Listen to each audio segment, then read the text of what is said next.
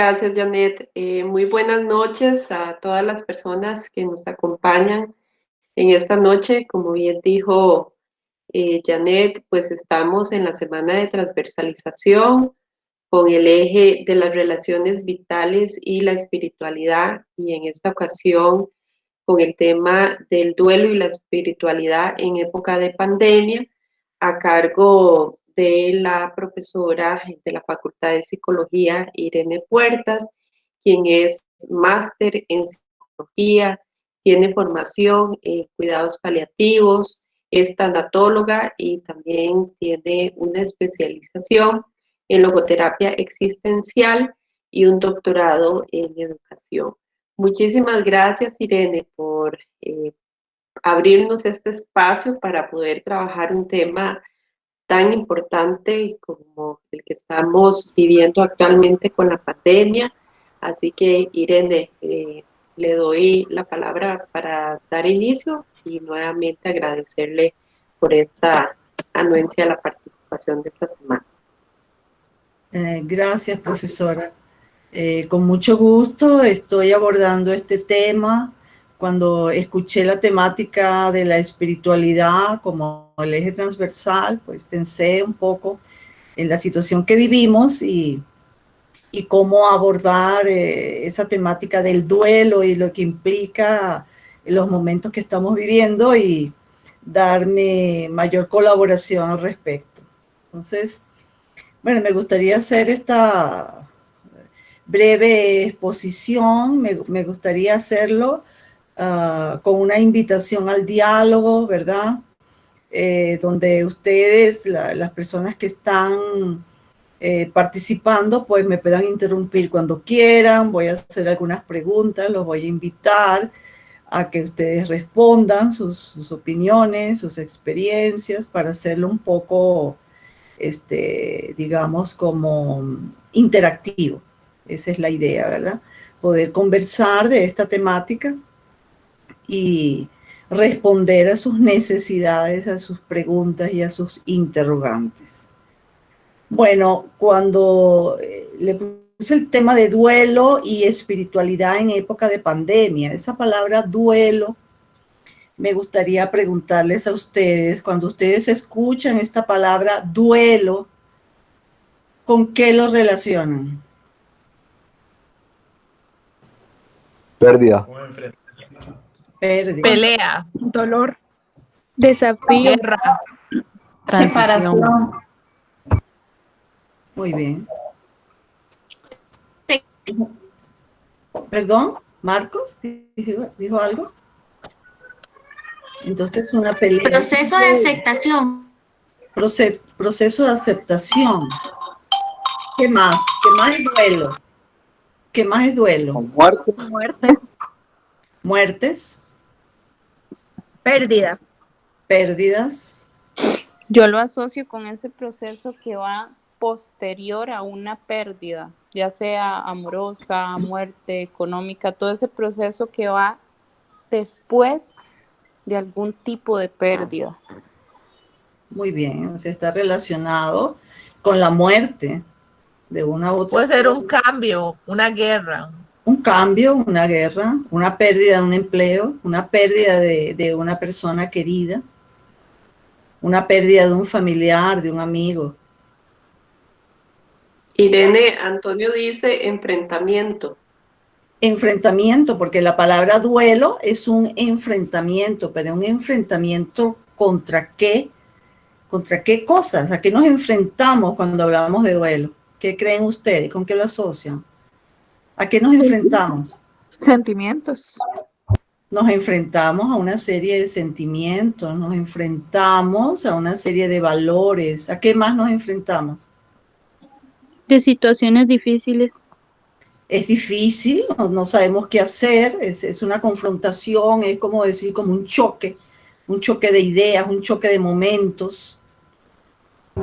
Muchas veces a lo desconocido. A lo desconocido, al miedo, a nuestros miedos. Y aquí está implícita, por supuesto, la muerte. La muerte resulta para nosotros un tema poco abordado. Le tememos hablar de la muerte. No es un tema, ¿lo pudiéramos considerar un tema tabú, creen ustedes?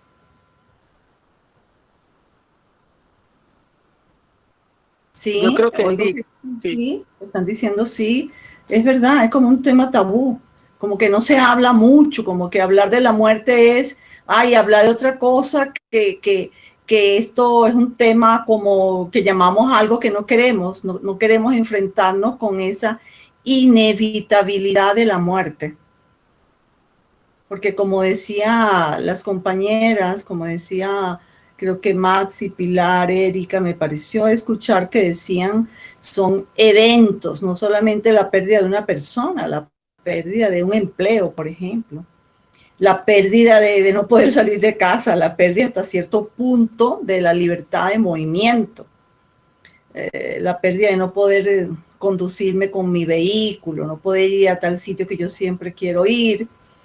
Entonces, son pérdidas que existen desde distintas dimensiones. A veces esas pérdidas son esperadas o a veces esas pérdidas son inesperadas. ¿Ustedes creen que en este momento de pandemia estamos viviendo pérdidas? Sí, muchas. Sí, muchas pérdidas. Bastantes. Entre otras, ¿cuáles serían? ¿Qué me podían decir? ¿Qué me pudieran decir? Pérdida A, pérdida de, Yo diría pérdida de la libertad. pérdida de la libertad, pérdida de, Familiares. De socialización. pérdida de socialización. No podemos Amigos. convivir.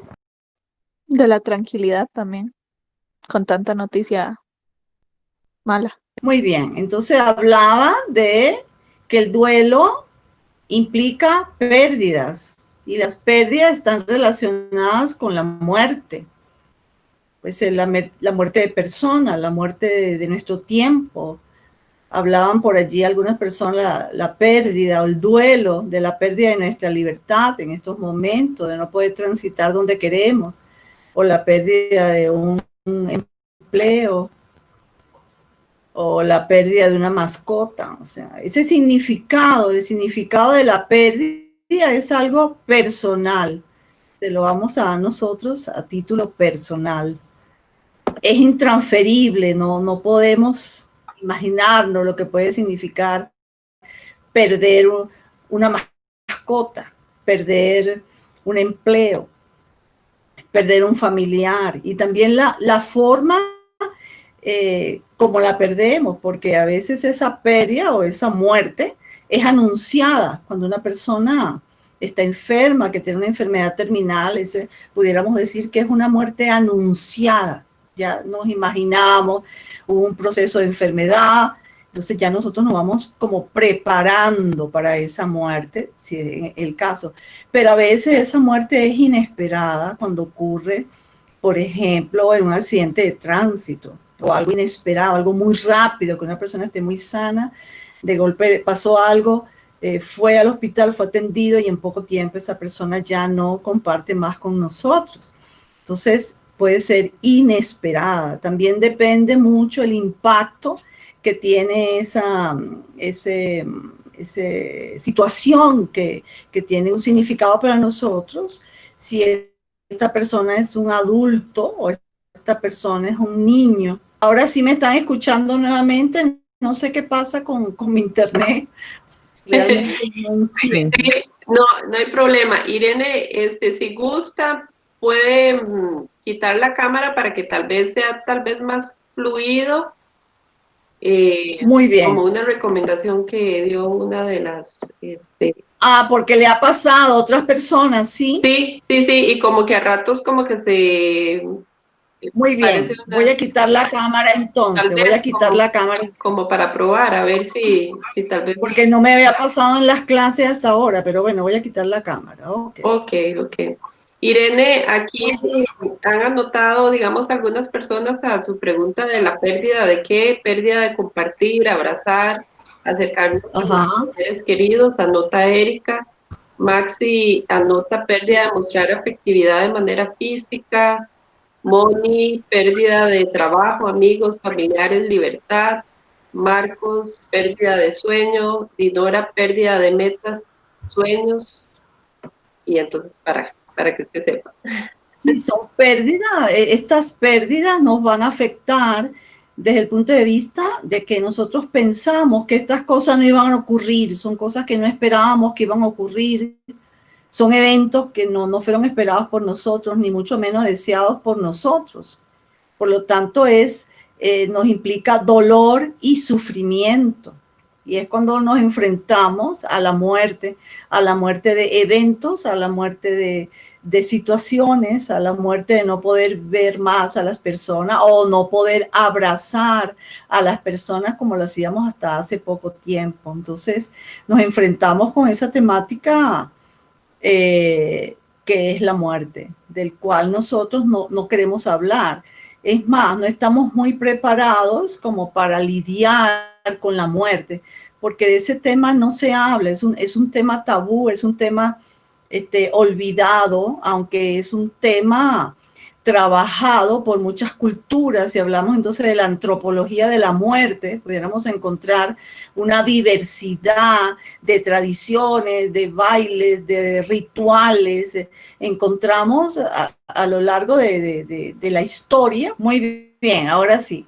Entonces, decía antes que el tema de la muerte es un tema tabú, no hablamos libremente de la muerte, siempre la negamos. A los niños le decimos, no lo lleve al entierro porque se va a impresionar.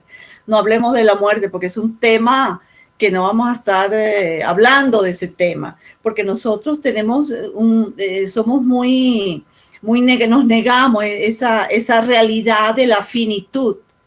Realmente pensamos, hacemos planes para dentro no, eso lo voy a hacer en 20 años, eso lo voy a hacer después que me gradúe, eso lo voy a hacer cuando tenga tales años, en mi vejez, en mi pensión, en mi jubilación.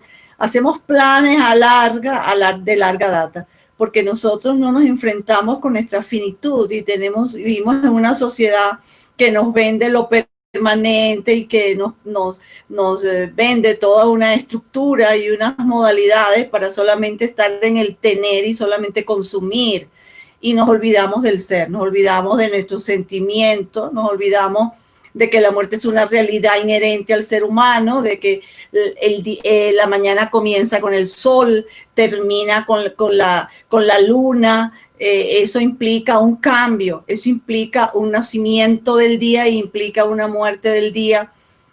Los cambios en la lluvia, las etapas de lluvia, las etapas de verano, los árboles que se llenan de flores después de sus frutos. O sea, toda la naturaleza nos dice a cada instante que todo cambia, pero nosotros no aceptamos ese cambio. Entonces nos quedamos con solamente lo que podemos ver inmediato, lo que podemos escuchar inmediato, y no conectamos con nuestros sentimientos. También está implícito la forma de ver la vida y la muerte. Entonces, esto ha pasado a lo largo de la historia a través de lentes a los que llamamos paradigmas. Tenemos distintos paradigmas de la forma de ver la vida y la muerte. Entonces, esos paradigmas a lo largo de la historia, bueno, desde los griegos, ¿verdad? Nos hacíamos muchas preguntas filosóficas de quién soy, a dónde voy, todas estas cosas, ¿verdad? Pero progresivamente esto lo hemos ido dejando de lado con el modernismo, lo hemos ido dejando. A partir de una época, llegamos a la etapa científica, donde todo es lo objetivo, la objetivación de todo. Entonces hemos olvidado esa subjetividad. ¿Y eso a qué nos ha llevado? Muchísimos teóricos lo han planteado en muchos textos, lo que es la deshumanización. No solamente la deshumanización de la muerte, sino la deshumanización de todo. Distintos paradigmas nos han planteado una visión del ser humano. Todos estos paradigmas. La etapa griega nos planteó una visión del ser humano. Después entramos con el conductismo, cuyo representante es Skinner, y nos planteó que no tenemos nada por dentro, que somos una caja vacía. Pero antes de Skinner estaba Sigmund Freud, que nos dijo, sí, somos una cantidad de impulsos internos y tenemos un ello, y todos estos impulsos emocionales. hasta llegar progresivamente a los humanistas que dijeron, no, nosotros no somos una caja vacía. No solo tenemos estos impulsos, tenemos un potencial interno, un potencial que muchos teóricos en este momento llaman resiliencia, esa capacidad de resiliencia. Hay muchos humanistas, entre otros Abraham Maslow, entre otros Viktor Frankl, surgieron estos humanistas a más o menos a partir del año 60 o 55-60, que hicieron el primer congreso de humanismo. Todos estos humanistas nos plantearon otra manera de ver a las personas como una unidad física, emocional, social y espiritual. Entonces, estamos contrastados con estos paradigmas que han sido nutridos, no solamente el paradigma conductista, el paradigma psicoanalista, el paradigma humanista, sino llegar hasta el más actual, que es el paradigma humanista y transpersonal. Y nos unimos a otro paradigma, que es el paradigma que nos da muchas respuestas a lo que es la vida y la muerte, o se acerca a darnos respuestas en torno a esto, que es el paradigma de la física cuántica, donde nos dice que estamos todos conectados, que formamos parte de una unidad. Entonces, bajo esa perspectiva nos preguntamos, entonces, ¿qué es la vida? ¿Qué es la vida y qué es la muerte? Entonces, son preguntas que nos hacemos desde la tanatología. ¿Qué es la vida? ¿Qué es la muerte? ¿A dónde vamos cuando morimos? ¿Es que existe acaso el cielo? ¿O si me porto bien o me porto no tan bien, de acuerdo a algunas religiones, o voy al infierno? ¿O ya se acabó todo después que yo termine esta etapa física? ¿Qué hay más allá? ¿Qué existe? Todas estas preguntas de quién soy y a dónde voy son fundamentales en nuestra vida y siempre han estado frente a nosotros. Lo hemos abordado a través de la historia con cantidad de rituales, ¿verdad? Esa negación de la muerte llevó a los egipcios a hacer esas tumbas y poner todos los bienes de los egipcios, los bienes, hasta el plato donde comía, sus ropas, sus joyas. Entonces hacían lo que se llaman esas pirámides y enterraban ahí a las personas con todas sus pertenencias. Y hay cantidad de rituales a lo largo de la historia, lo podemos ver. Hay un libro que les recomiendo muy interesante de Louis Vincent que se llama Antropología de la Muerte. En esa Antropología de la Muerte habla de todos los rituales que hay en el mundo que reflejan las distintas formas como nosotros manejamos la muerte y el morir y los duelos. Entonces hay culturas que lloran 3 días, hacen una gran fiesta, creman a la persona, se bañan con la ceniza de la persona. Esos son grupos indígenas que hacen ese tipo de rituales y después no se habla más del asunto. Las personas lloran 3 días, suspenden todas las actividades de la comunidad, lloran 3 días y ya. ¿Me están escuchando ahora? ¿Me escuchan? Sí, Nene. Ajá. Bueno, y por el WhatsApp, o sea, la persistencia, estoy por el celular ahora. No se preocupe. Celular, no sé, con internet o no sé qué pasa. No, no sé si vamos leyendo las consultas que tenemos de varias personas aquí en el chat. Hagan las preguntas para responderlas, sí, está muy bien. Exactamente. Dice Erika Castro, uno se enfrenta que esto que está pasando no lo puede procesar. Cada cosa que te dice no pasa por los poros, la palabra es irreal, nos comenta Erika. Luego Natalia la palabra Sainz. es... Ajá. Sí, doña Irene, diga.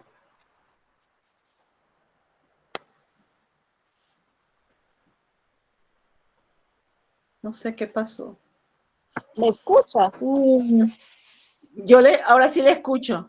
Ok, perfecto. Vamos con Natalia Sainz.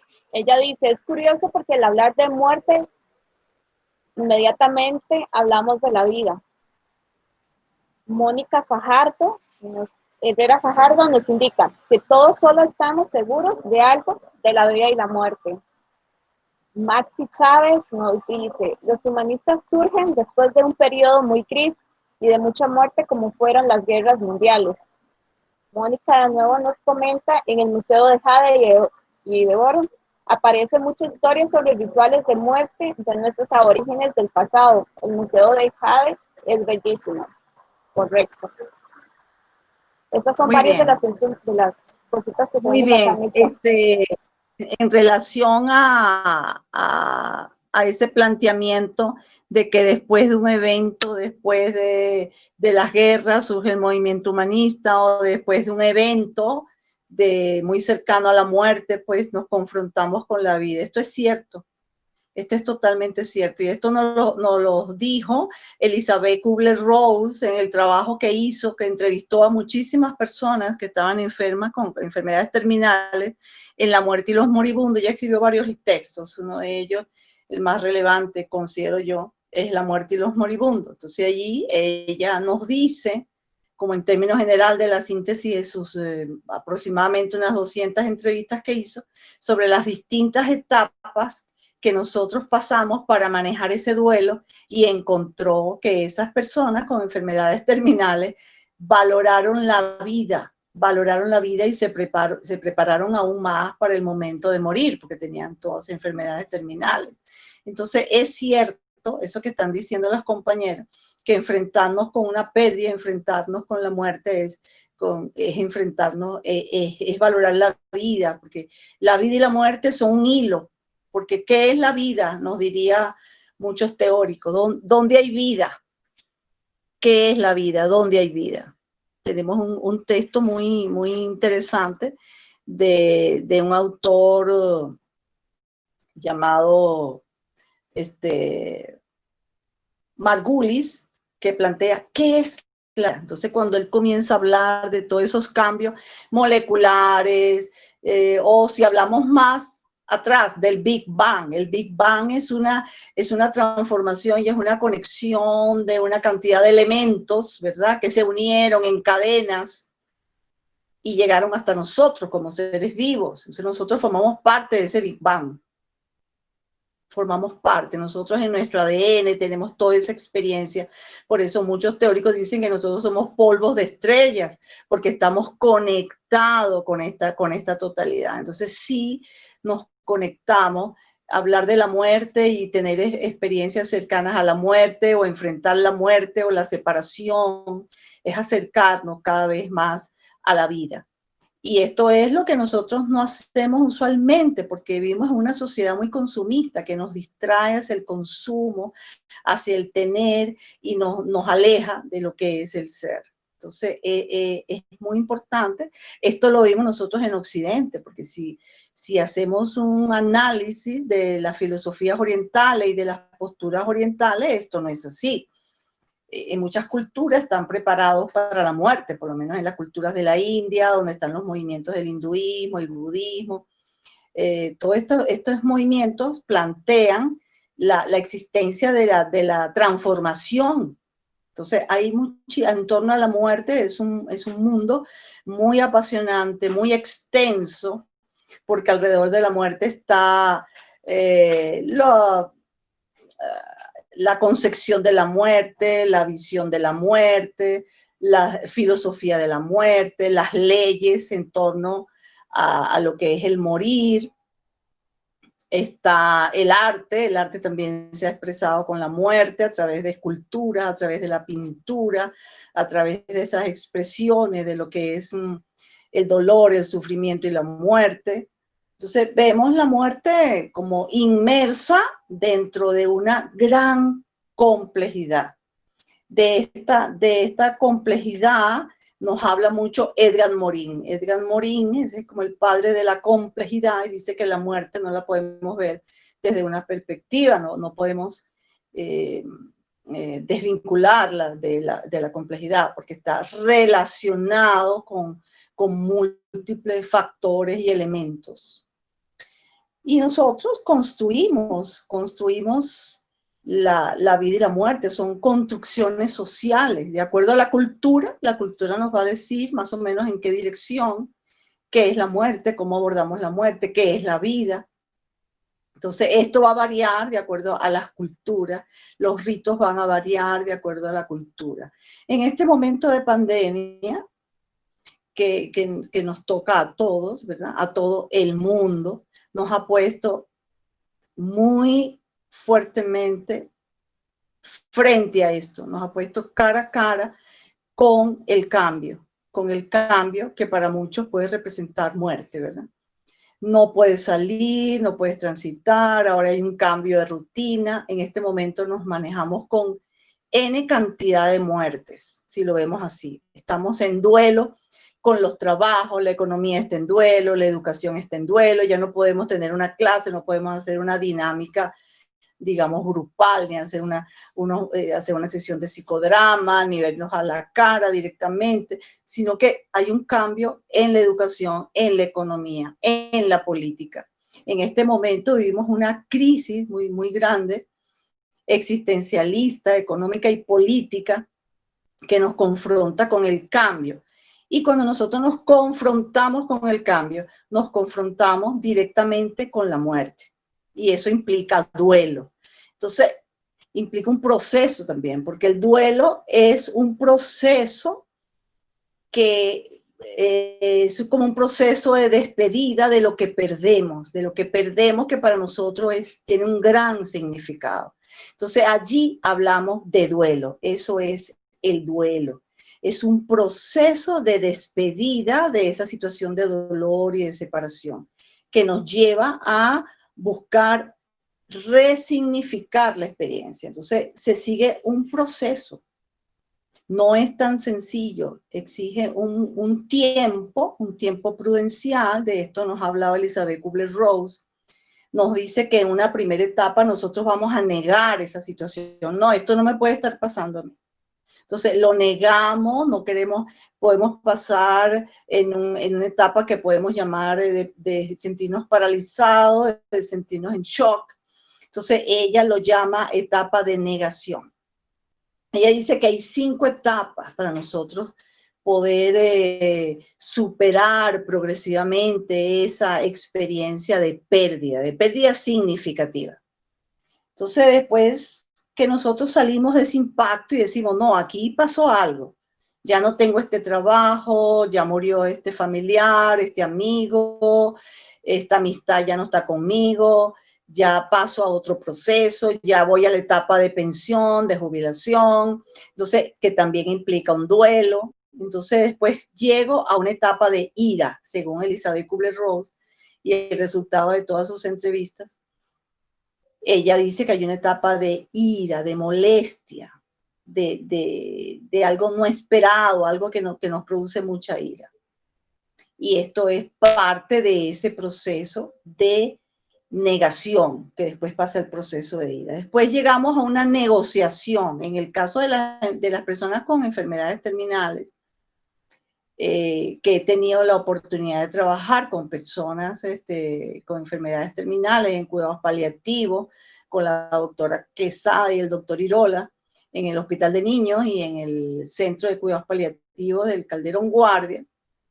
Ahí se atienden muchas personas y no solamente desde el punto de vista biológico para atender sus necesidades biológicas, sino su atención psicológica y espiritual.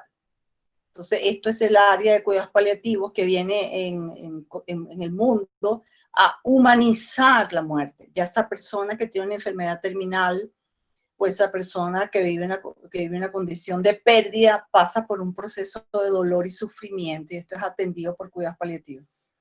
En ese sentido, Costa Rica es un ejemplo para América Central y para América del Sur, porque realmente funciona este servicio de cuidados paliativos, se va a los hogares de estos familiares, se da un acompañamiento a los familiares y se le da el tratamiento. O sea, no está permitido, pues, tener dolor, porque hay una política que lleva a la atención de ese dolor y ese sufrimiento. Entonces, esto sí me gusta destacarlo porque es algo muy valioso en Costa Rica.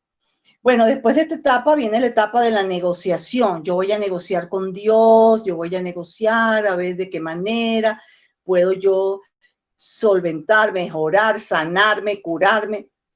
Esto se da mucho en el paciente con una enfermedad terminal. Después la persona se da cuenta, entra en una etapa de depresión profunda, muy profunda, de despedida y de desprendimiento de todas esas experiencias, de entender que todo cambia. Nos cuesta mucho entender que hay un cambio, que hay un proceso de cambio inherente en la vida. Entonces llegamos a la etapa de aceptación. La etapa de aceptación es sumamente importante porque ya no nos conducimos y nos conectamos con nuestras emociones. Hay otra persona que ha trabajado el duelo, que se los recomiendo, que se llama William Wender. William Wender ha escrito varios libros sobre el manejo de duelo y el duelo en los niños. Él dice que hay 7 etapas. Él trabajó en un tiempo con Elizabeth Kubler-Ross y después hizo su propio sistema de abordaje del duelo. Y él dice que hay 7 etapas. La primera etapa, volvemos con la etapa de la negación.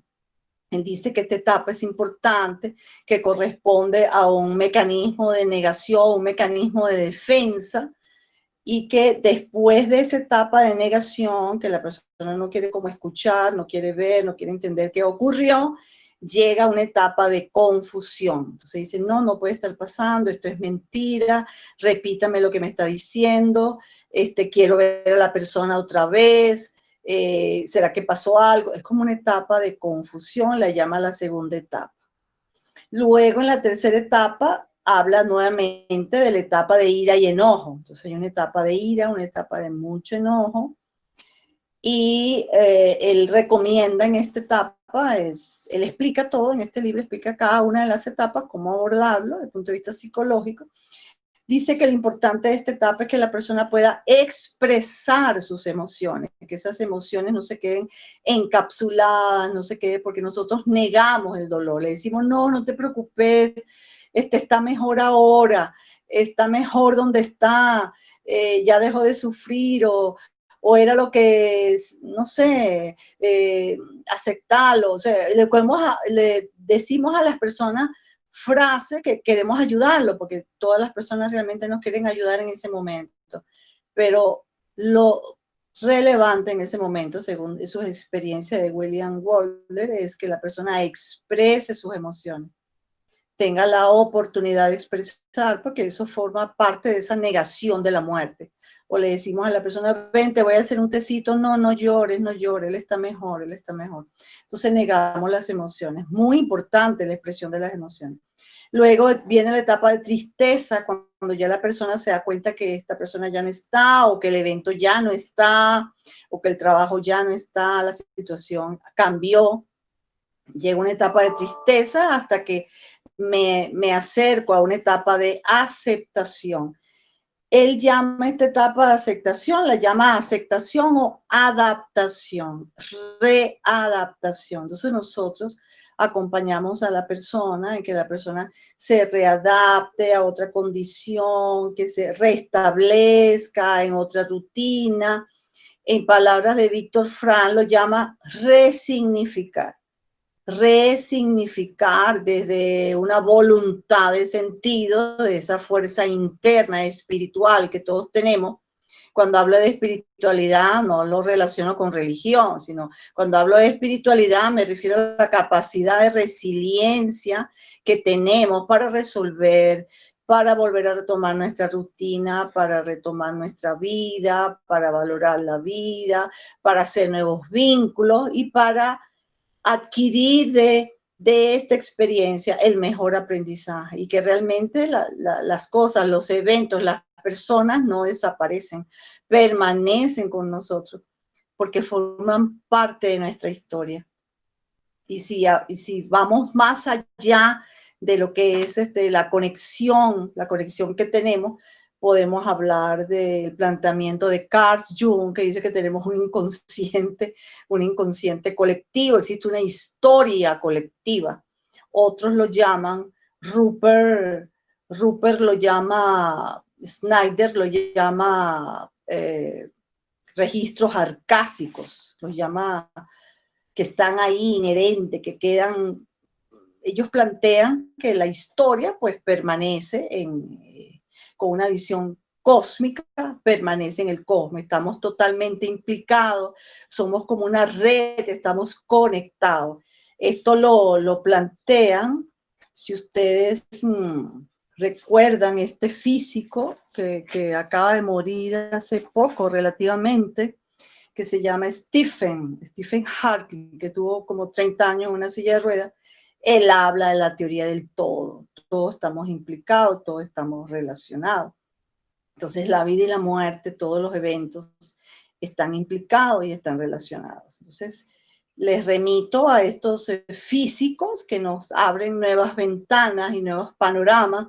También tenemos psiquiatras que han trabajado experiencias de personas que han muerto clínicamente y que por alguna razón estuvieron 3, 5, 6 minutos muertos y después regresaron. Entonces hay muchas historias en torno a esto, de cómo la persona se sintió, lo que la persona relata, que pasó por un túnel. Eso es un poco como las experiencias paranormales. Hay una maestría, un estudio en California que habla de la psicología paranormal. Es una rama de la psicología muy, muy interesante que habla de todas estas experiencias del morir antes del morir. Elizabeth Kubler-Ross, que es una investigadora que estuvo bastantes años trabajando con pacientes, específicamente con cáncer y con VIH-Sida. Ella trabajó mucho con estas comunidades y ella en su último libro, que se llama La muerte un amanecer, ella escribió varios libros, uno de ellos se llama La muerte un amanecer. Ella habla de esta experiencia, de todas estas entrevistas tan íntimas que ella tuvo con todas estas personas, y encontró que las personas narraban, las personas que se aparecían, esas experiencias extracorporales. Entonces, es muy interesante, es un área aparte, que es una rama de la psicología, que se llama el área de la parapsicología, y Elizabeth Kubler-Ross hace un gran aporte a esto. Entonces, siguiendo con estas etapas del que nos habla William Wendell, llegamos a la etapa del restablecimiento, de la recolocar al evento que hemos perdido, darle un nuevo orden, una nueva readaptación, colocarle un lugar distinto, diferente. Es un poco para ayudar a la persona que vive este proceso a redimensionar la experiencia que tuvo ante esta pérdida. Entonces, eso sería como las 7 etapas que plantea William y Elizabeth Kubler-Ross, y así habla de estas 5 etapas. Ella no especificó en sus textos cómo trabajar o cómo hacer este acompañamiento.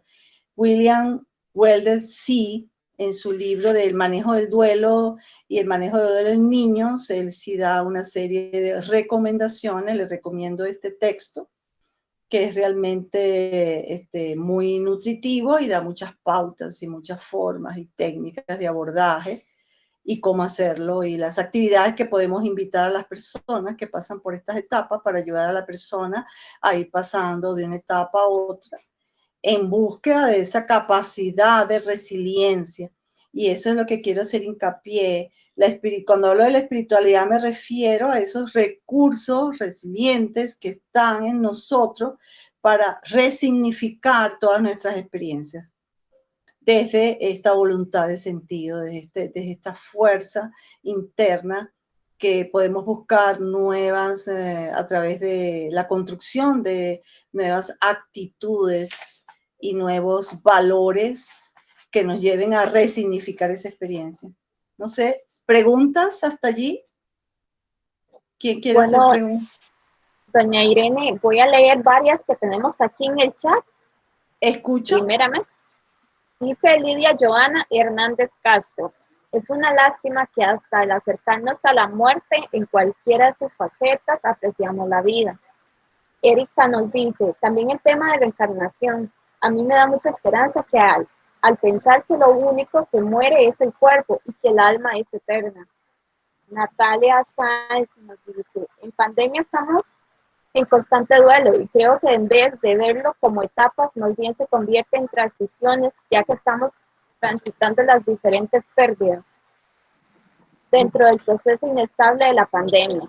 Maxi nos dice, la sociedad también pasa por esas etapas de duelo ante una situación como la que estamos pasando.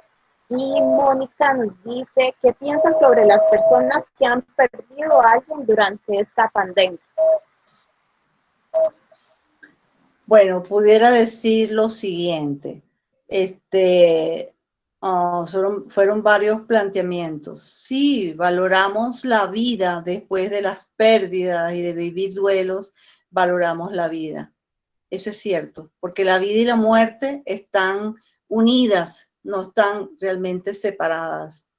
En relación a cómo confrontamos en este momento la pandemia, es un reto para todos, porque en este momento estamos viviendo un duelo inesperado. Nosotros no nos esperábamos esta pandemia. Llegó sin avisarnos, sin previo aviso. Entonces nos está prácticamente colocando frente a esa búsqueda de recursos internos resilientes y espirituales para buscar nuevas opciones, para resignificar. En este momento, les hablé antes de que a lo largo de la historia vivimos rituales, festividades, nos reunimos 9 días, llevamos a las personas a la iglesia, otras culturas bailan. En México es una gran celebración el Día de los Muertos, se hacen comidas, es todo un baile, es toda una celebración. En este momento no podemos hacer eso. El Ministerio de Salud siendo receptivo. En otros países ni siquiera se toma en cuenta el familiar, no existe el familiar, no se sabe qué pasa. Entonces, en Costa Rica se hizo un protocolo donde pueden asistir un familiar, lo máximo un familiar, 2 familiares a despedirse y tienen un tiempo estipulado frente a la persona para hacer algún ritual que sea de su religión o palabras o la despedida, por lo menos un representante o 2 representantes por familia. Y pueden asistir un número de personas a los rituales de lo que llamamos el entierro. Pero en otros países ni siquiera esa oportunidad tienen. Hemos cambiado los rituales totalmente, entonces es una readaptación, es una resignificación de lo que es esa persona que hemos perdido por condición de la pandemia. Entonces es resignificar a esa persona, buscarle un lugar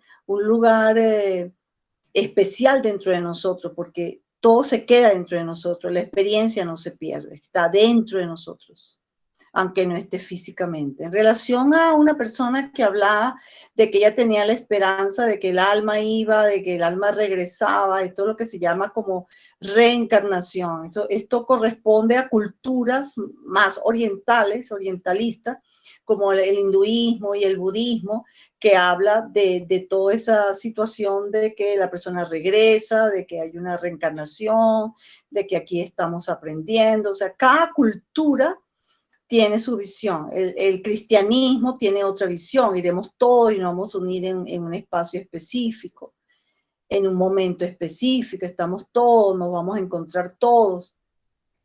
Y otras personas con visiones más, digamos, abiertas o eclépticas dicen, no, la materia no se destruye, la materia se transforma. Entonces nosotros pasamos a esa dimensión de la energía y nos integramos con toda esa energía. Esto con una visión más, digamos, más hacia la física cuántica, que plantea que todos somos energía, entonces vamos a esa energía. Si nos entierran o nos creman, esa materia no va a desaparecer, se va a transformar, todo se transforma, todo es un eterno retorno. Entonces cada cultura le va a poner su nombre, uno van a hablar de reencarnación, bueno, que es esperanzador para uno. Otros van a hablar que solamente la energía se va a retornar y se va a reciclar y se va a transformar, así como lo hicimos desde el Big Bang, que toda esa cadena de químicos y de combinaciones se unen y se separan, se unen y se separan y forman un gran equilibrio. Entonces muchas personas hablan de que nosotros formamos parte de este equilibrio y de este proceso autopoyético, le diría Humberto Maturana, es un proceso autopoyético. La vida es un proceso autopoyético de transformación y de eterna transformación. Entonces muchos le ponen el nombre de espíritu y te vas a un lugar, pero otros no lo llaman espíritu, sino simplemente una energía que está integrada con toda la materia que es energía. Entonces hay distintas posturas y distintos planteamientos. La muerte es un tema realmente muy negado, muy poco difundido, pero sí se ha escrito. Yo diría que cada vez más encontramos teóricos que han planteado estos temas. Yo por lo menos le puedo decir que hay un señor llamado Manuel Fernández del Riego, que ha escrito un libro espectacular, para mí es espectacular, muy completo y muy actual, del 2009, que se llama Antropología de la Muerte. Él habla ahí de todos esos rituales, si quieren informarse, si quieren tomarlo como un tema de interés para conocer esas distintas vertientes que hay en el mundo, esos distintos paradigmas, porque son formas de ver la vida, son paradigmas. Los paradigmas, según Kuhn, son formas de ver el mundo, de ver al ser humano, de abordar al ser humano. No solamente somos una máquina física o somos solo físicos, somos antropológicamente una unidad biopsicosocial, espiritual, cósmica, existencial, ecológica. O sea, ya vamos a dirigirnos a concepciones más ecológicas, más cosmológica, y de la cosmología nos habla Hathaway y Leonardo Boff en su libro del Tao de la Física, que ellos fueron a dar una charla allá en La Salle, muy interesante, y el libro es realmente apasionante. Entonces es una visión cósmica de la vida. Entonces la vida no solamente esta vida aquí que yo hago, trabajo y tengo pérdidas, y soy solamente esa relación con lo inmediato, sino que estoy inmersa, estamos todos inmersos dentro de una totalidad cósmica. Entonces, ahí vamos, esas son digamos como que las distintas dimensiones que nosotros podemos abordar la muerte. Entonces, es multidimensional, tiene muchas dimensiones, hasta llegar la muerte a humanizarse. La muerte se ha humanizado progresivamente, se ha humanizado desde que se creó cuidados paliativos, y eso es reciente, eso es de ayer. Humanizamos la muerte cuando hemos creado las leyes, los reglamentos, las leyes que amparan a los enfermos terminales. La ley que le dice a usted si yo quiero que me desconecten en el momento en que yo tenga muerte cerebral o no. Esos son los derechos de los enfermos. Y se llama eutanasia, que es un tema muy controversial. Entonces, después de la Segunda Guerra Mundial surgieron los derechos humanos, y los derechos humanos vinieron otra vez a retomar la vida, como dijo una compañera antes, después de esas pérdidas, de esos cataclismos, de esas guerras, retomamos la vida. Y surge el movimiento que se llama bioética. Surge la bioética por primera vez. En 1990 se habla de la bioética, del derecho a la vida. Se fortalecen todas las constituciones se fortalecen. Después de la Segunda Guerra Mundial surge la OEA, surge la UNESCO, surgen los derechos del niño, los derechos del adolescente, los derechos de los enfermos.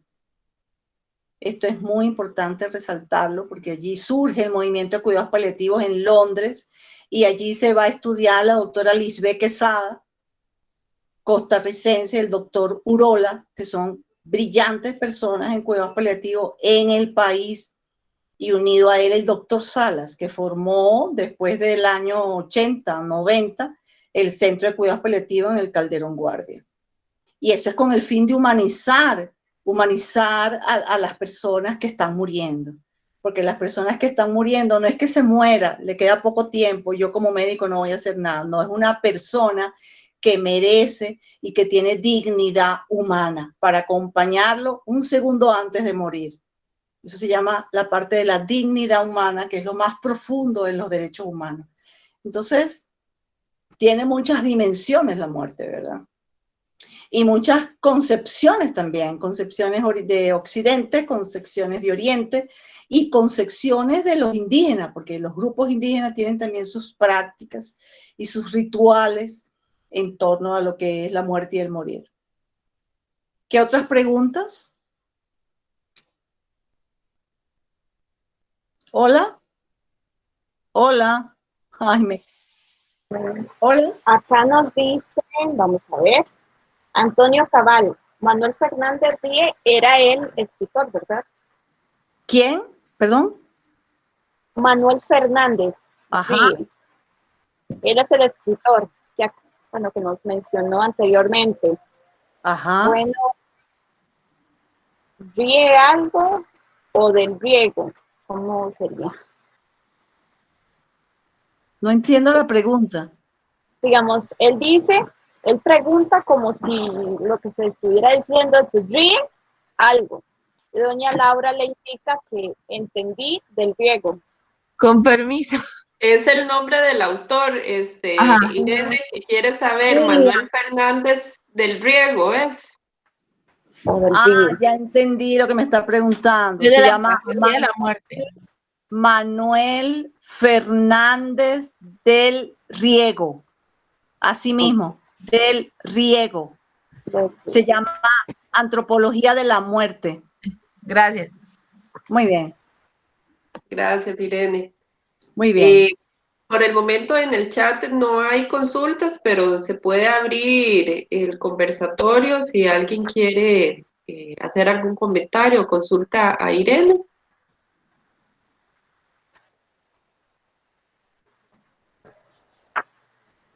Bueno, quiero decir esta frase mientras pueden pensar otras dudas. Quiero decir esta frase. Dice, cuando un sufrimiento es inevitable, se abre la posibilidad de realizar no solo un valor, sino el valor supremo de la actitud, de la oportunidad de realizar el sentido más profundo. Ese es un pensamiento de Viktor Frankl, que habla de los valores de actitud ante situaciones de adversidad. Entonces él tuvo muchas pérdidas, ¿verdad? Viktor Frankl perdió a sus familiares, a su esposa en los campos de concentración y aún así concluyó de toda su experiencia y lo escribió en el libro, un libro de bestseller en el mundo que se llama El hombre en busca de su sentido, y encontró que si una persona tiene un sentido de vida, hacia dónde, un para qué, pues la adversidad puede utilizar los recursos internos para seguir adelante en su vida. Entonces esto es muy importante porque también lo dice Elizabeth Kubler-Ross a lo largo de sus libros, que bueno, que pasamos por estas etapas de negación, de ira y de negociación, pero después la persona tiene un despertar y una comprensión y un aprendizaje, y realmente es muy hermoso compartir con una persona que está en una etapa terminal porque valora la vida y la muerte. Entonces es un proceso de acompañamiento, un proceso donde se despierta la sensibilidad, se estimula mucho esa integración, ese contacto con las emociones, esa voluntad interna, esa fuerza interna se despierta en las personas que uno acompaña en este proceso de encuentro consigo mismo hacia un final que llamamos muerte.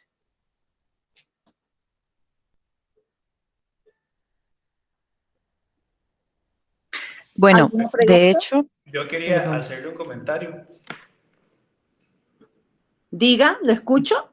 Muchísimas gracias por su exposición. La verdad es que extraje bastantes como elementos de curiosidad sobre los autores que pone, y ahora con esto último que dijo recordaba a Miguel Ruiz en Los Cuatro Acuerdos, si no me falla la memoria, porque es un libro que uno debería agarrar de vez en cuando, y cuando empecé por primera vez transversalización en la universidad, tuve la oportunidad de hacer una exposición sobre esto, y él hablaba sobre el temor que tenemos en realidad a la vida cuando existe un temor en relación con la muerte, y porque todo lo que implica estar vivo es lo denso en sí, o lo pesado, lo que verdaderamente se hace, o lo que por lo menos yo respeto de los años, por ejemplo. El hecho de que todas las implicaciones que tienen, la muerte en realidad no se vive, nunca se es testigo de la muerte propia, siempre se es testigo de la muerte ajena. Entonces no podemos tenerle miedo a algo que sabemos que va a pasar, porque en realidad no es una sensación de temor, no puede responder a miedo y que es inevitable y que todo el mundo pasa, sino en cómo vamos a llegar ahí y en todo lo que va a pasar antes de llegar ahí, porque cuando estemos ahí no va a haber recuerdo, ¿verdad? Esa es una posición, pues, muy puntual sobre el típico o la típica postura, porque ya después viene lo que usted comentaba sobre la transición o la ascensión o la transformación del alma, que en realidad también se resuelve o se podría ver mucho desde el tema, como mencionaba, de Jung, sobre ese lugar conjunto donde están todas y donde yace la conciencia, relacionar más el alma con la conciencia y preguntarnos entonces que del organismo que somos, esa conciencia qué, ¿verdad? Y tal vez un poco preguntarle su opinión sobre dónde posicionar a la conciencia, o por lo menos con lo que usted ha leído, y además de dónde posicionarla, dónde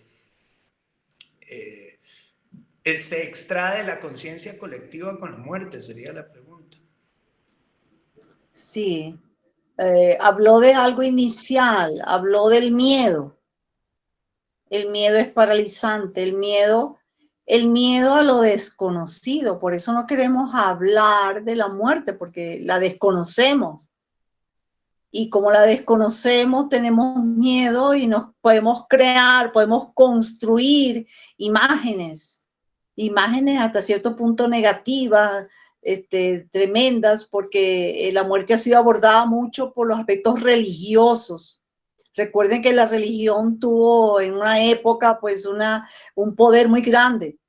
Entonces era lo religioso lo que asustaba, ¿verdad? Que ibas a ir a un sitio, que no ibas a ir a otro sitio, sobre todo en la filosofía en el occidente, ¿verdad? Ahora, usted habla de la conciencia, ¿dónde posesionar a la conciencia? Yo diría que todo lo que nosotros pensamos, la forma como nosotros son construcciones sociales, así como nos venden unas construcciones de que la muerte es esto y esto y esto, nosotros desde nuestra potencialidad, desde nuestros recursos internos de resiliencia, nosotros podemos crear, transformar esas ideas porque son construcciones sociales. Tenemos desde la libertad lo podemos hacer. De hecho, cuando las personas estaban en el campo de concentración, muchas personas se suicidaron, se tiraron al alambrado y se mataron y se murieron. Otras personas decidieron no vivir y otras personas decidieron vivir. Ese es el gran aporte de Víctor Frank en su texto, El hombre en busca del sentido. Entonces, él nos da ese gran aporte y es verdad, nosotros somos desde la libertad, nosotros construimos nuestra vida y nuestra muerte. Nosotros construimos. Yo he por lo menos trabajado con personas que dicen, no, me acaban de dar un diagnóstico de SIDA, yo trabajé con comunidades de SIDA un tiempo y la persona decía, me dieron ese diagnóstico de SIDA, yo no voy a pasar de 3 meses. Y usted contaba los 3 meses. Y conozco personas que tienen 20 años con un virus de VIH sin hacerse SIDA, porque dicen, no, yo voy a vivir. Entonces, la vida es también una construcción desde la conciencia. ¿Qué es lo que cambia? ¿Qué es lo que se integra? Desde ese punto de vista que usted lo plantea, la conciencia. Por eso tenemos una conciencia colectiva, lo que dice Carl Jung, algo colectivo, que algunos teóricos lo llaman estructuras morfogénicas, que están allí, que es la historia de la humanidad. Tenemos la historia de la humanidad escrita. Es más, hay algunos autores que dicen que tenemos dentro de nosotros el gen de Dios, o sea que genéticamente nosotros tenemos toda esa información dentro de nosotros, pero no lo creemos, no creemos nuestra potencialidad, no la creemos, porque estamos dentro de una sociedad que nos atrapa y que nos hace poner a un lado lo que somos esencialmente. Gandhi decía, Gandhi, que logró la independencia de la India, decía, me podrán hacer lo que ustedes quieran, me podrán dejar, no me den comida, me podrán meter preso, me podrán hacer lo que ustedes quieran, pero a Gandhi nada ni nadie lo puede destruir. Y así lo hizo Mandela también, o sea, que fue la gran fortaleza, el ejemplo de estas personas. Bueno, que ellos, a pesar de esas condiciones tan adversas de tener 21 años en una cárcel como Mandela, él salió con otra visión, él construyó desde su conciencia, desde su libertad, desde su resiliencia, un mundo diferente. Y logró la independencia y hizo muchas cosas en África, y Gandhi hizo muchas cosas en la India. Y Víctor Frank no salió a perseguir a los nazis, salió a crear, a construir, a sembrar, a decir a las personas, bueno, esto que yo he hecho ya lo investigó antes, porque él trabajó mucho con personas con problemas existenciales, ¿verdad? En una unidad de suicidios en Viena, en el año 1930. Entonces, él ya venía trabajando con eso, con ese vacío existencial. Y ese es el vacío existencial que tenemos en este momento, que no tenemos un para qué, porque nos hemos creído que toda esa conciencia social de que usted mencionó ahorita, es lo único. No, lo único no es tener un carro, tener una tarjeta de crédito, tener un título, 2 títulos. No, la esencia no es eso, no es tener un carro, una mascota, no es tener, es ser, es valorarlo, lo que nosotros somos, y que ante la adversidad nosotros podemos salir adelante. Entonces, en este momento la pandemia nos enfrenta y nos confronta, y de hecho han nacido cosas muy bellas,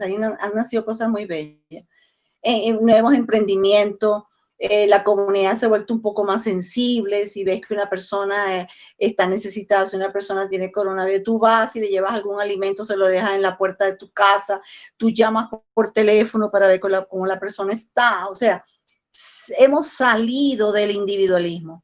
Esta es una gran lección para todos. Hemos salido del individualismo y hemos conocido ese potencial resiliente que somos nosotros, que somos básicamente amor, aunque es una palabra que a veces está muy desgastada por muchas cosas, pero lo que es integración, solidaridad, eso se resume en una sola palabra, que es amor. Entonces, la pandemia nos ha puesto contra la pared y nos ha dicho, cambio radical es lo que necesitamos. ¿Cuándo vamos a volver a la normalidad? No vamos a volver a la normalidad. Sería imposible.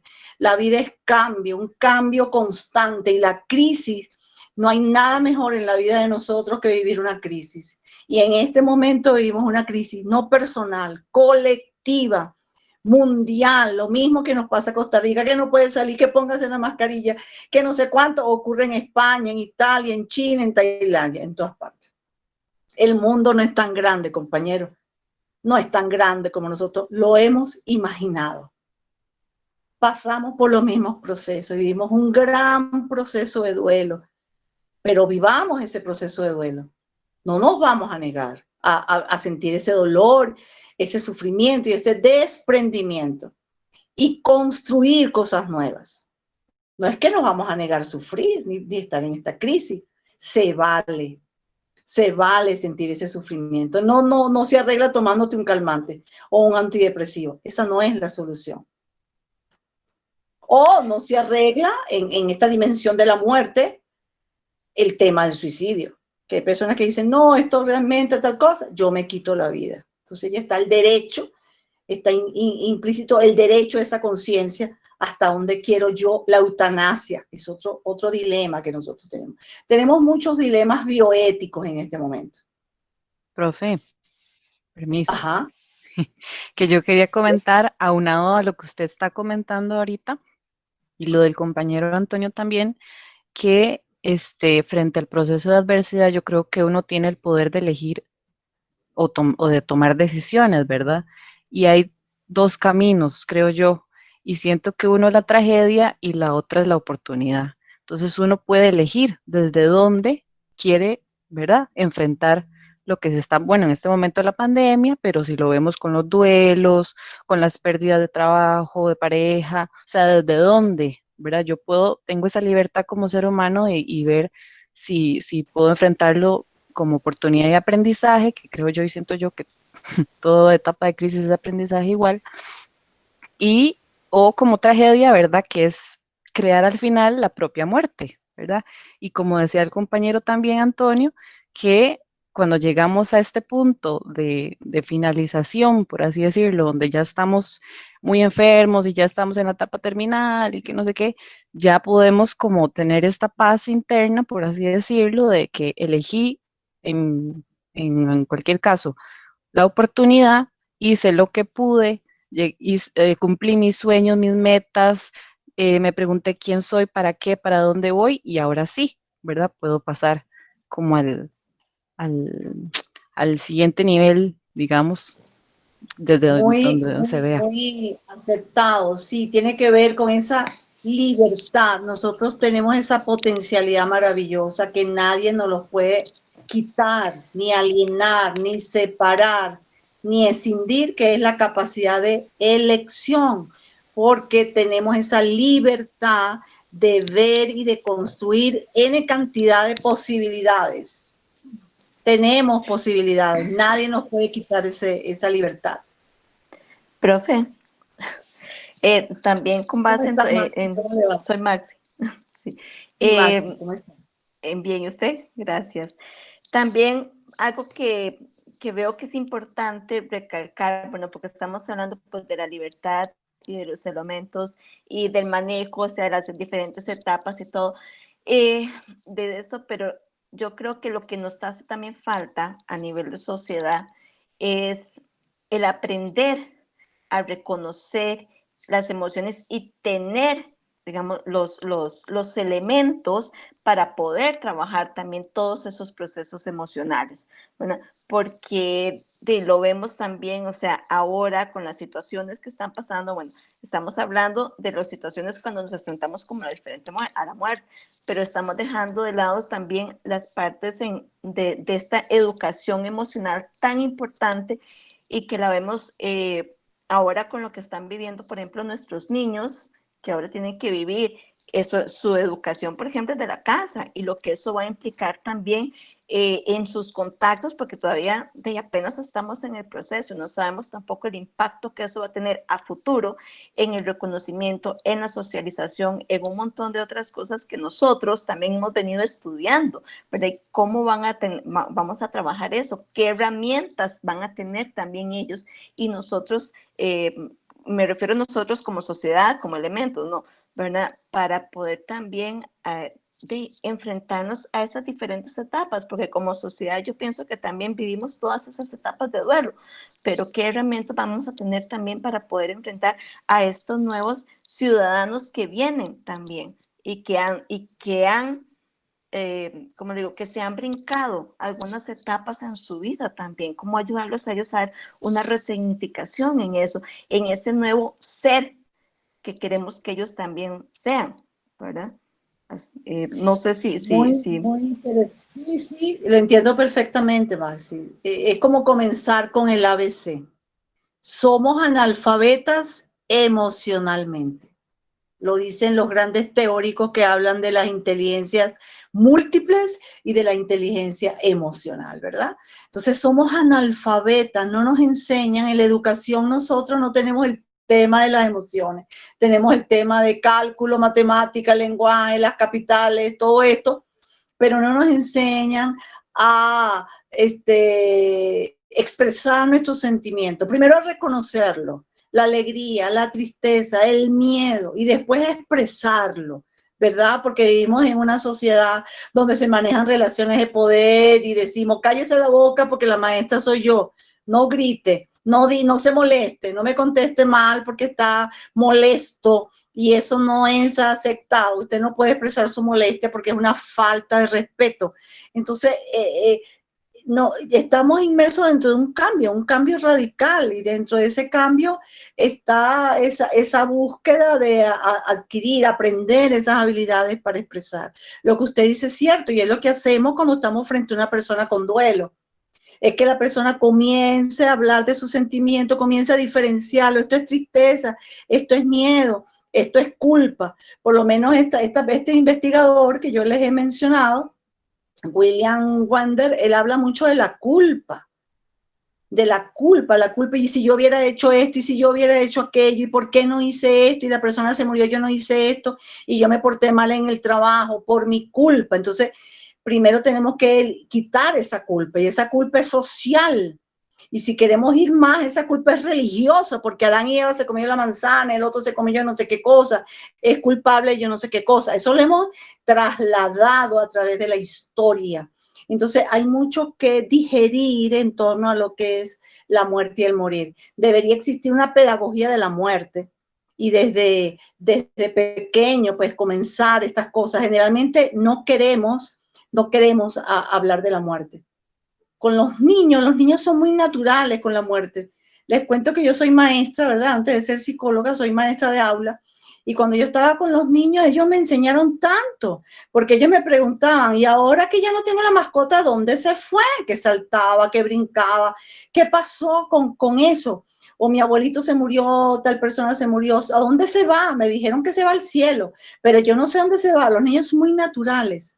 Entonces ellos sí aceptan todo este cambio, lo aceptan con mayor permeabilidad que los adultos, pero nosotros estamos llenos de cantidad de prejuicios y de cantidad de estructuras mentales que nos convencen de que lo único es esto, que lo único es consumir, y que lo único es tener una tarjeta de crédito, ser importante, tener 3 títulos, 4 títulos, hacer renombre. Eso es lo que tú eres, lo que tú haces. No, nosotros no somos lo que hacemos. Nosotros tenemos una esencia, y eso se llama resiliencia espiritual, potencialidad. Entonces es muy importante como cambiar un poco esas estructuras, y la pandemia nos está enfrentando. Por eso cuando la persona dice, ¿cuándo vamos a volver a la normalidad? Señores, compañeros, no vamos a volver a la normalidad. Aprendamos la lección. Estamos resignificando la vida, la familia, el trabajo, la economía. Ahorita toda la economía del mundo está en caos. Estamos en caos. Estamos viviendo una crisis muy profunda, pero profunda existencialmente, psicológicamente, políticamente, filosóficamente, cósmicamente, como usted lo quiera ver, un cambio radical. Entonces, preparémonos para esto. ¿Qué es prepararnos para esto? Resignifiquemos la experiencia. ¿Qué vamos a hacer? ¿Llorar porque hay la pandemia? ¿Deprimirme porque hay la pandemia? ¿Decidir quitarme la vida porque hay la pandemia? No. ¿Qué puedo hacer? ¿Qué puedo crear? Desde los valores de creatividad, ¿qué puedo hacer? ¿Qué me enseña la vida en este momento? ¿Qué es lo que me está diciendo? ¿Qué cambios puedo innovar? ¿Qué pasa conmigo? ¿Qué quiero yo? ¿A dónde quiero ir?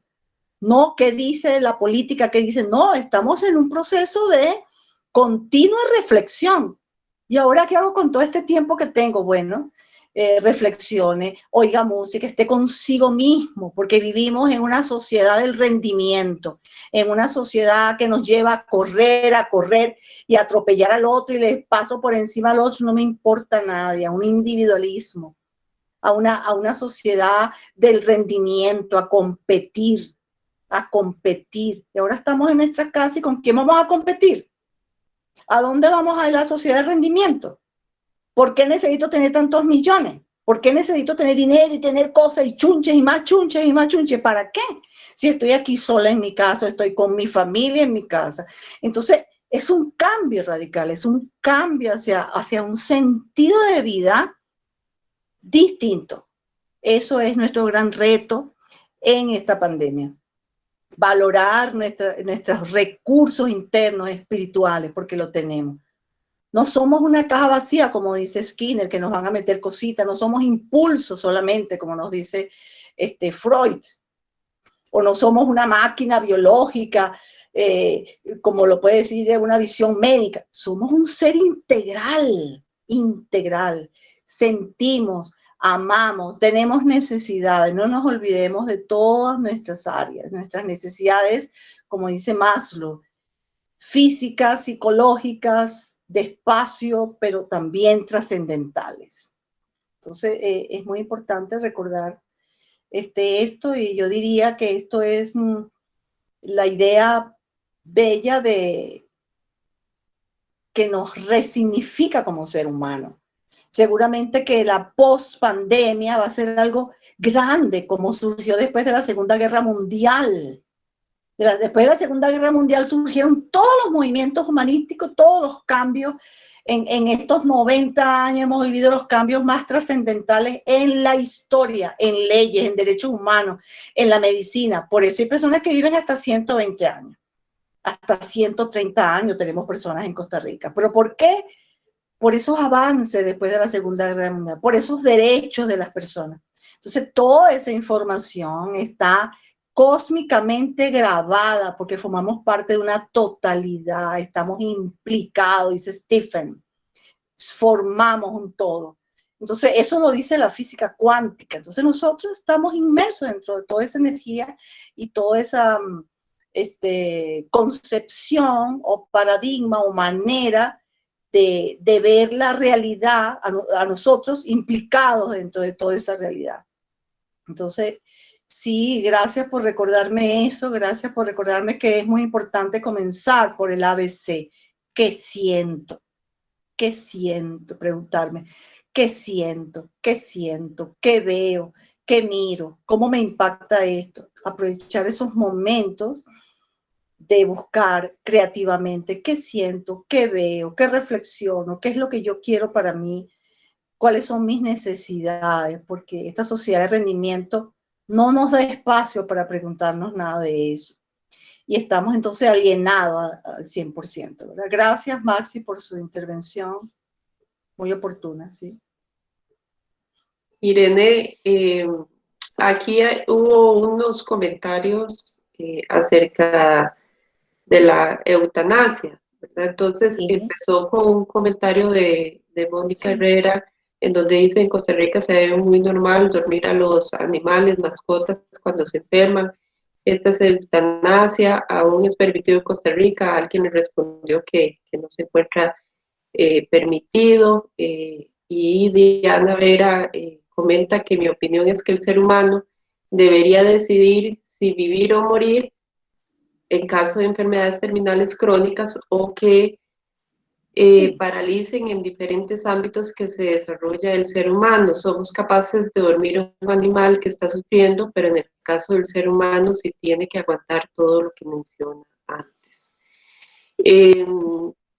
Y para ir ya concluyendo, Irene, Lidia plantea que el proceso de acompañamiento de una persona con una enfermedad en fase terminal es sumamente complejo y difícil, sobre todo cuando estos sufren de dolores intensos y uno no puede hacer otra cosa más que presenciar. Sí, la eutanasia está contemplado dentro del área de derecho de los enfermos. No es aceptado como política en muchos países. No, Costa Rica no existe la eutanasia, no está aprobado legalmente, no existe jurisprudencia, o la parte legal pues no está en relación a dormir los animales. Después que se aprobó esta ley, tampoco debería ser permitido por los derechos de los animales.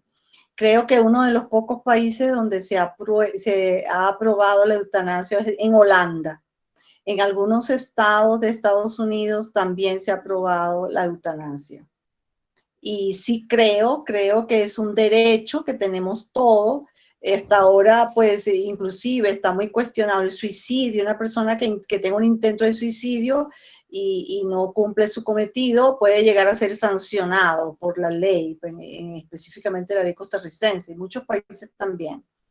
Entonces, en otros países, pues, la persona va y dice: no, tengo una enfermedad así, te quiero esto, firma todo su...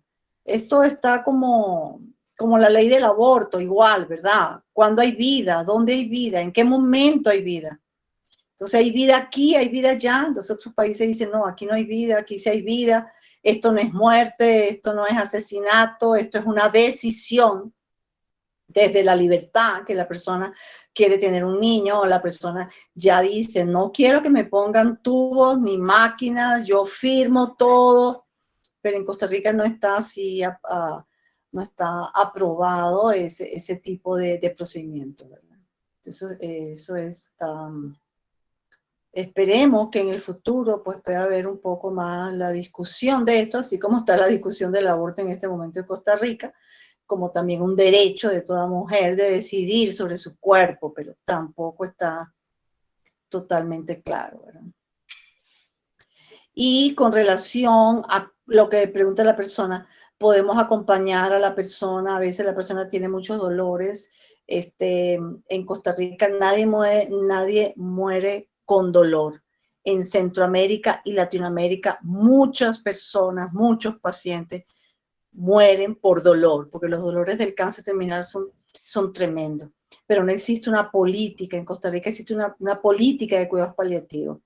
Ejemplo para el mundo, donde va el equipo itinerante a las casas de la persona y le lleva toda la bolsa con todo el medicamento y le explica a los familiares, capacita a los familiares para que los familiares puedan poner los opiáceos respectivos y las dosis necesarias para atender a esa persona que tiene dolor. Aquí en Costa Rica nadie muere con dolor.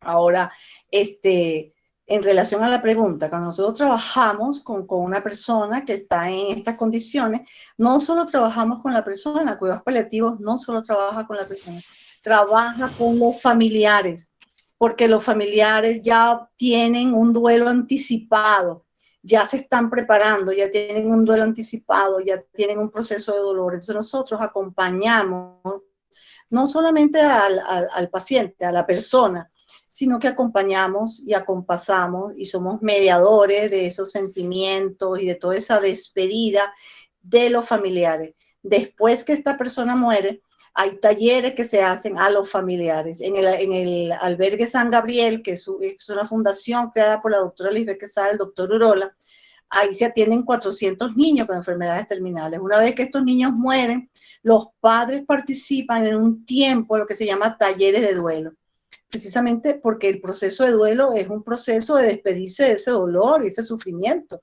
que ha implicado todo ese proceso. Entonces ellos acompañan a la persona, o sea, cuidados paliativos no solamente trabajar con la persona, sino con los familiares. Esto es un proceso complejo, y la parte educativa de promoción al colectivo, a la comunidad, de incluir en los programas educativos la temática de pedagogía de la muerte, considero que es fundamental. Estar preparado, estar capacitado, debería incorporarse desde las primeras edades, para nosotros saber cómo lidiar, saber cómo manejar, porque ¿sabes qué cosa es complicada? Cuando hablamos en términos psicológicos, un duelo complicado. Una persona que no exprese sus emociones, que no hable de su duelo, se complica y se comienza a crear otro tipo de patologías y otro tipo de trastornos que se pueden evitar si la persona está educada y puede hablar de ese tema del cual no queremos hablar. Deja de ser tabú. Bueno, así es, Irene. Es un tema bastante amplio. Sí es. Agradecerle muchísimo por poder desarrollar este tema del duelo y de la espiritualidad en esta época de la pandemia, y ante la complejidad que este tema conlleva, voy a hacer un resumen de algunos elementos que me parecen que se podrían enfatizar. Y es que ante esta situación definitivamente tenemos que partir siempre de un abordaje, como usted misma lo señala, de un abordaje integral desde un modelo biopsicosocial donde esté implícito definitivamente la espiritualidad en este aspecto, y poder manejar estas diferencias culturales del concepto de muerte o de cómo se vive el duelo en la sociedad. Y definitivamente poder trabajar desde lo que es la aceptación o este proceso de adaptación esta resignificación, este trato humanizado, definitivamente, y que ante la adversidad que surja la creatividad, que surjan todos estos procesos de adaptación, porque definitivamente estamos viviendo múltiples duelos, todas las personas, absolutamente no nos quedamos ninguno por fuera en este sentido, y se puede crear.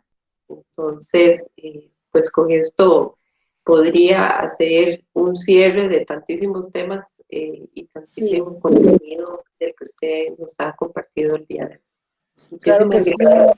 Muchas gracias, Laura. Y bueno, esas cortes de internet, bueno, nada. Seguir adelante con todo, eso es parte de la educación tecnológica. Yo les dije que era, como usted estaba hablando de las pérdidas, entonces la perdíamos a usted, entonces que era parte de la estrategia, así que... Palabra cierta, las pérdidas. La pérdida momentánea virtual de Irene. Sí, sí. Bueno, feliz noche a todos y todas. Me encanta que hayan asistido. Les reitero mi apertura. Si tienen alguna duda, si necesitan conversar conmigo, saben dónde buscarme. Si me quieren escribir, me pueden escribir. Si quieren que les envíe bibliografía, se la puede enviar a su interés. Con mucho gusto, dejo mis puertas abiertas, y para todos y todas, mucha fortaleza. Usemos en este momento todos nuestros recursos de resiliencia para nosotros, para nuestros familiares y para nuestro colectivo. Entonces, mucha fortaleza, a ser muy valientes y a seguir adelante. Feliz noche a todos y todas. Bueno, hasta luego. Muchísimas gracias a todos. De igual manera, y Muchas al final, Gracias. con gusto. De igual manera, el enlace para llenar lo que es la participación está al final. Si alguno tuviera algún problema, además, me puedes escribir al correo yfallas@ulasalle.ac.cr, y agradecerles tanto a doña Laura como a doña Irene por la participación, y a todos los estudiantes que estuvieron con nosotros. Gracias, Janet. Gracias. Muchas gracias. Buenas noches. Muchas gracias. Hasta luego. Buenas noches. Hasta luego. Hasta luego. Buenas noches. Muchísimas gracias. Buenas noches. Buenas Buenas noches. noches. Gracias.